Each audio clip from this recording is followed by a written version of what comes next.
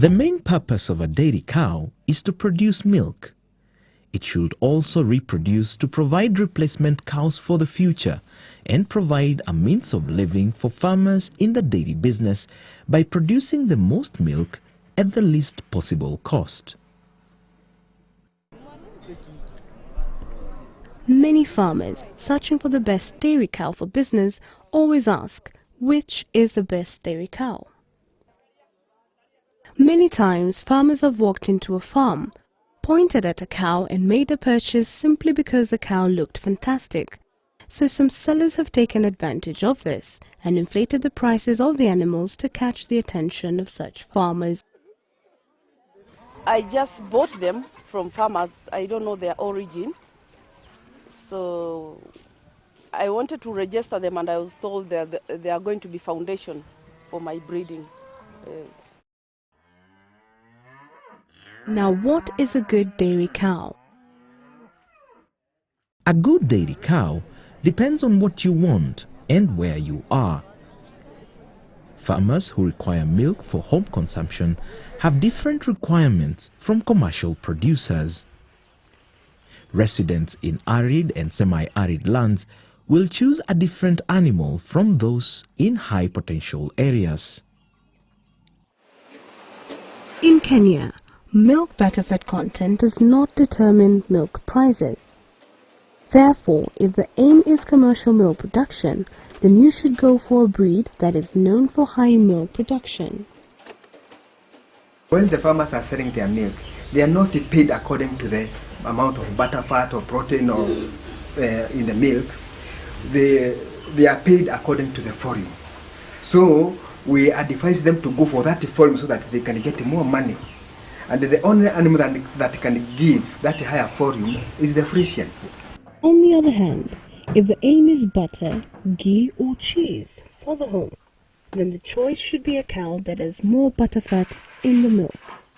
The type of cattle that I keep are the Ashers. And I'm glad because my customers like the milk because of its quality. Yeah. The next step is to decide which breed of cow best meets your individual needs. You may prefer the black and white colors of the Holstein Friesian, or the reddish orange or white of the Guernsey, but all are high milk producers. Your choice will be based on the important dairy breeds known in Kenya and their availability. Your decision should be based on available information about productivity, fertility, and longevity. The Friesian is known to be a high producer of milk with an average production of between 20 and 30 liters per day. But the milk, the quality of the milk is of low butterfat. Then also Friesians have been known to have very high incidences of mastitis. First, ask yourself to what extent you have prepared for the introduction of the new dairy cow. You have to make sure that their nutritional needs will be met, because it is not just about the initial cost, but the subsequent upkeep of the cow. If you can afford a good cow, know that a high milk producer will require high levels of management. On the other hand, it will be meaningful to go for a cheaper cow that will go well with your level of management. Now that you've decided on the type of cow that best fits your needs, you are ready to go shopping. Always be aware that other farmers put on sale cows that are being culled from the herd or not producing enough milk, cows which have deformities, cows which do not become pregnant, cows with temperament problems, and cows which are chronic carriers of disease. Maafisa wetu wa kilimo walitufundisha sana. Sasa Bwana Mwaniki alitufundisha sana vile utachagua ng'ombe mzuri, na ukienda kununua ng'ombe ununue na upewe history yake. Ukipewa history yake itakuwa vizuri sana kuliko kununua ng'ombe sokoni, kwa sababu sokoni hautapata ng'ombe mzuri. Inauzwa kwa sababu labda ni mgonjwa au labda ina matatizo fulani.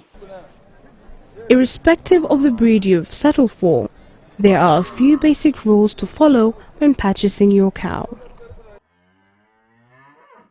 So what are you supposed to look for? Body capacity. Viewed from the side, a cow with a deep, long body with wide, well-sprung ribs is said to have a large body capacity. Large body capacity is associated with superior milk production. A dairy cow with little body capacity is not a great milk producer.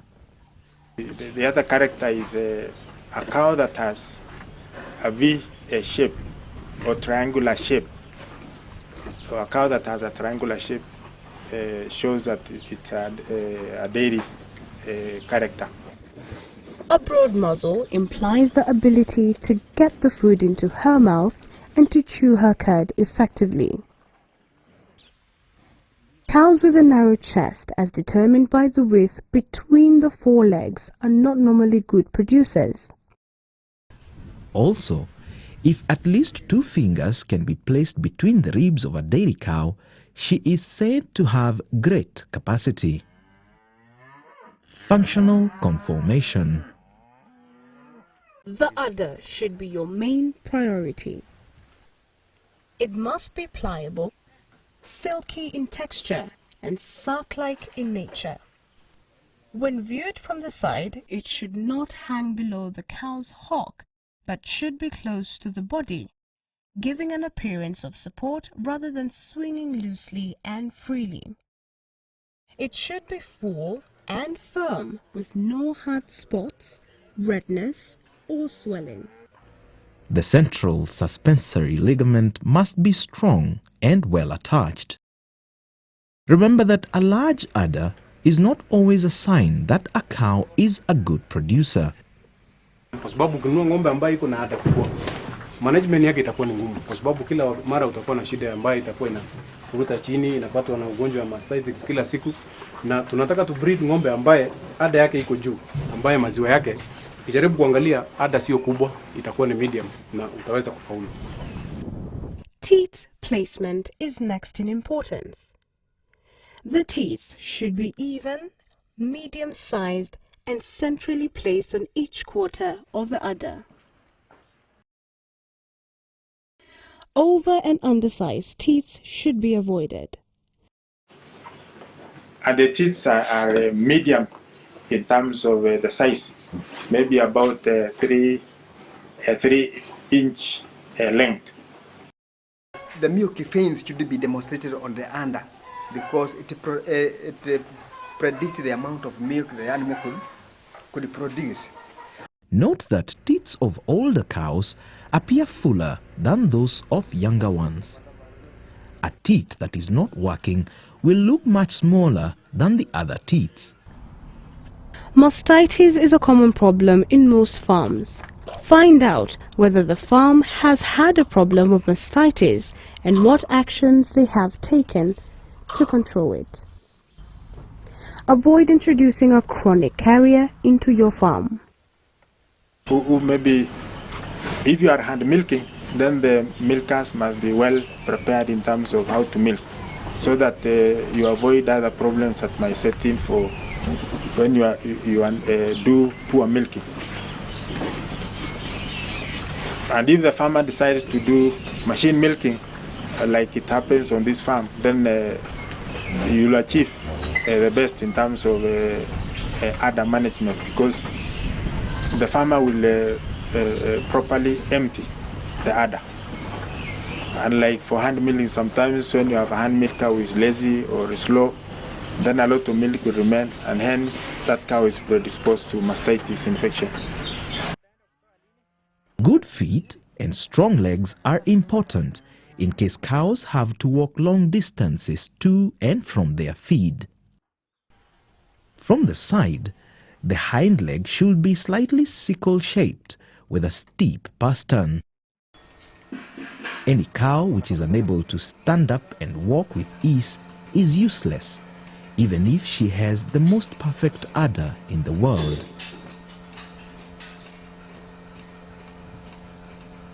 The legs of the cow should be clean and blemish-free, and she should walk without signs of lameness. Easy care, management, temperament, health. Avoid cows with temperament problems. The cow should have a calm and easy disposition. Observe the behavior of people walking around her. This should tell you a lot about her. Many cows with a chronic disease will show symptoms, but others will show nothing. If the cow is very thin and rough-coated, she could merely need a good deworming and feeding. Or she could be chronically ill with any of a number of non-fatal diseases, in which case she will probably never look any better and may even infect your other livestock. Ask for assistance from your nearest veterinary officer to perform a health examination. Productivity records. Dairymen cull out cows who give less milk. Ask to see records if you have any doubt. Confirm that the milk produced per day is a reasonable amount. Also, note the amount of milk produced during peak lactation periods and the number of days the cow is in production. The recommended lactation period of a milking cow is usually 305 days. If the cow is not already pregnant, it would be in the best interest of your dairy business to get the cow pregnant as soon as possible and get it in milk. A pregnancy diagnosis with the assistance of a veterinarian should confirm pregnancy. The breeding history should indicate an average of 380 days period between calving. If the cow didn't breed when she should have, find out what the reason was. She may have serious problems. Dairyness.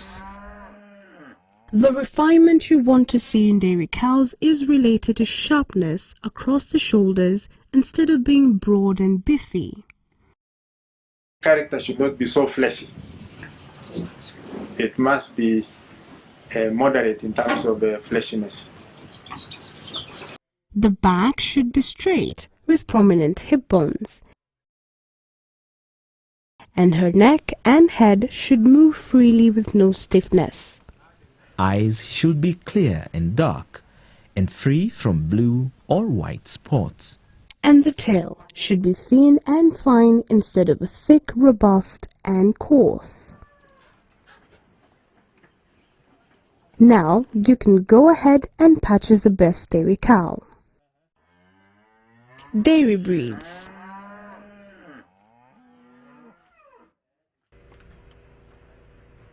All cows can produce milk, but the most suitable for commercial production are few.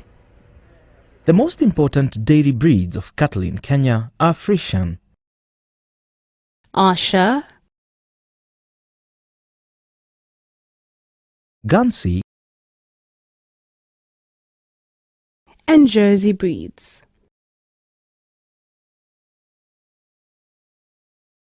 The rest are either good for beef or as dual-purpose animals. The Frisian. The Frisian cow originated in the Netherlands and are most quickly recognized by their distinctive black and white color markings and outstanding milk production. Frisians are large animals with color patterns of black and white or red and white. A healthy Frisian calf weighs 40 kilograms or more at birth. A mature Frisian cow weighs about 700 kilograms and stands 150 centimeters tall at the shoulder. Frisian heifers can be bred at 15 months of age when they weigh about 360 kilograms. It is desirable to have Frisian females calve for the first time between 24 and 27 months of age. While some cows may live considerably longer, The normal productive life of a Frisian cow is 6 years. The average milk production for Frisian cow is 7,800 kilograms of milk per lactation. Ayrshire. The Ayrshire breed originated from Scotland. Ayrshire is an efficient grazer, noted for her vigor and efficiency in milk production. The cow is especially noted for the superior shape and quality of her udder. The composition of her milk makes her suitable for the production of butter and cheese. Purebred Ayshires only produce red and white offspring. They are medium in size and weigh over 540 kilograms at maturity. They are adapted to all management systems and are not subject to excessive foot and leg problems. Ayrshire cattle do better under pasture conditions compared to other major dairy breeds. When pastures are poor, they need fewer supplements to keep them in good condition. These traits make Ayshires outstanding commercial dairy cattle. Under good management and feeding practices, the average milk production ranges from 5,400 kilograms of milk with a 3.9% test to as high as 7,800 kilograms of milk per lactation. The Guernsey. Guernseys are medium-weight cattle that originated from England. The cow is known for producing high-quality milk while consuming 20 to 30% less feed per kilogram of milk produced compared to larger dairy breeds. They are also known for having a lower projected calving interval and have a younger average age of first calf heifers than the larger breeds. Their lack of any known undesirable genetic recessives and their adaptability to warmer climates makes them very attractive to commercial dairy farmers. The Guernsey is also an excellent grazer. She is a cow that is made for pasture-based milk production. Because of her grazing abilities, gentle disposition, calving ease, and ability to efficiently produce milk with less feed than any other breeds, she is the ideal candidate for intensive grazing. Dairy producers can realize her profit potential while reducing management costs. Average milk production for the breed is 6,650 kilograms of milk per lactation. The Jersey. The Jersey breed originated from the English island of Jersey. The Jersey cow weighs about 450 kilograms on average, making them the smallest dairy breed in size. The breed was regarded very favorable because of its milk and butterfat production. Jerseys have a wide range of color. The color in jerseys may vary from a very light gray or mouse color to a very dark fawn or a shade that is almost black. The breed is adaptable to a wide range of climatic and geographical conditions.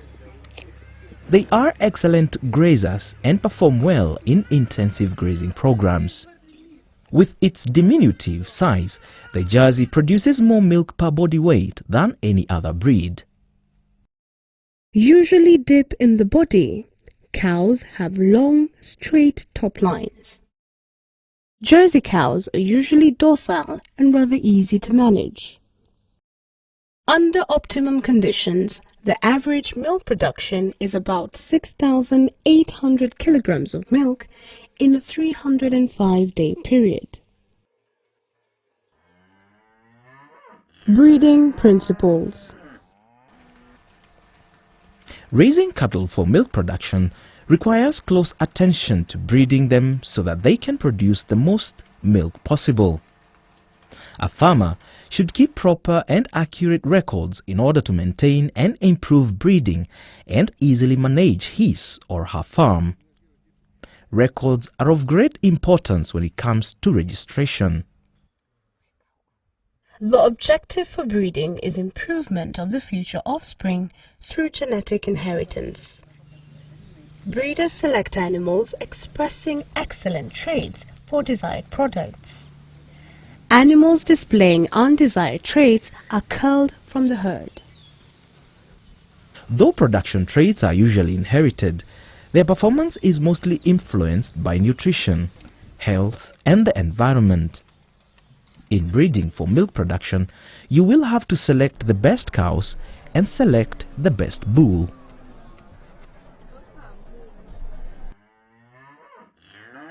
Selecting the cow. The best heifers and cows for you to start with are those which are quiet in temperament and which have some evidence of dairy blood.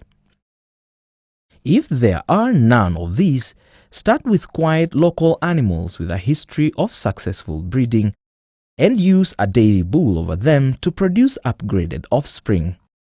Sometimes it may be expensive for a farmer to buy a dairy cow, so you can upgrade your own to pedigree.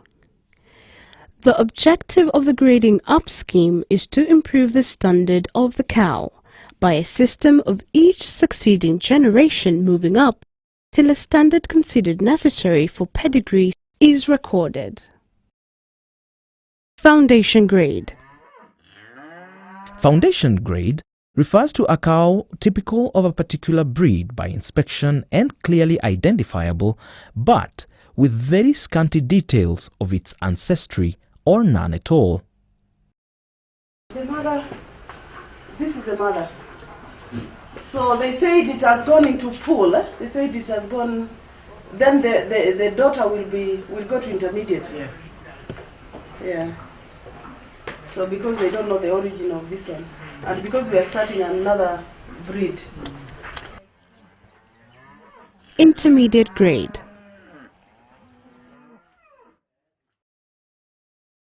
This is a female calf of a foundation animal, sired by a registered pedigree sire with proof of service.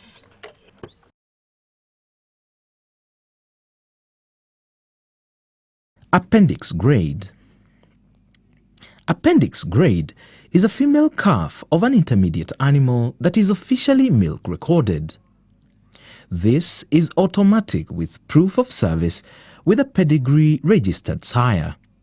An appendix animal may be upgraded to pedigree status on presentation of a certificate from the breed society that it conforms with their rules.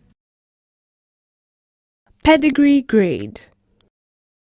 This is a calf of an appendix or pedigree cow that is officially milk recorded, sired by a registered pedigree sire with proof of service and conforming to all laid down breed standards.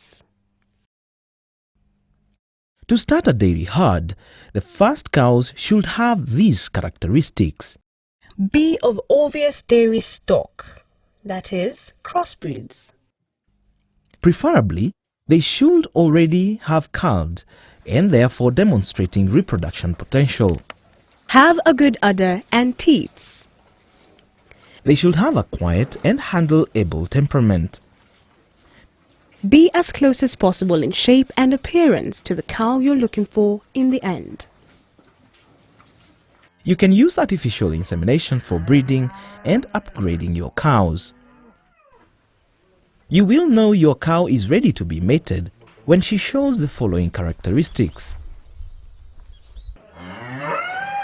Bellowing and perhaps walking up and down a fence line. Streams of clear mucus may also be coming from the vulva.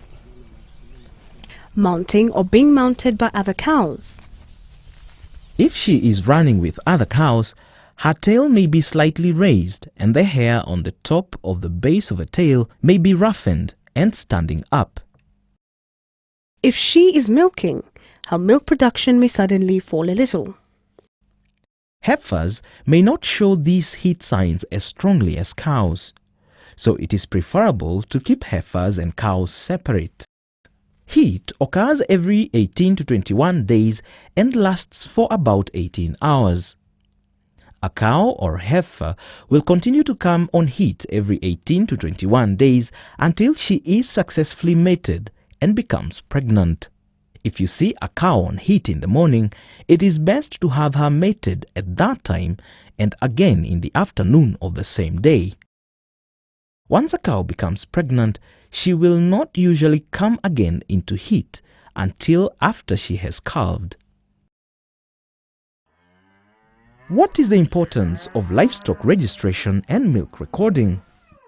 Registration primarily is done by farmers themselves through the breed societies, and these breed societies are specific to breeds, and it is them, the breed societies, develop standards to, for example, if you're talking for Fresian, it's the Fresian breed society that develops the standards of excellence, or what we call the true to form of each of these breeds.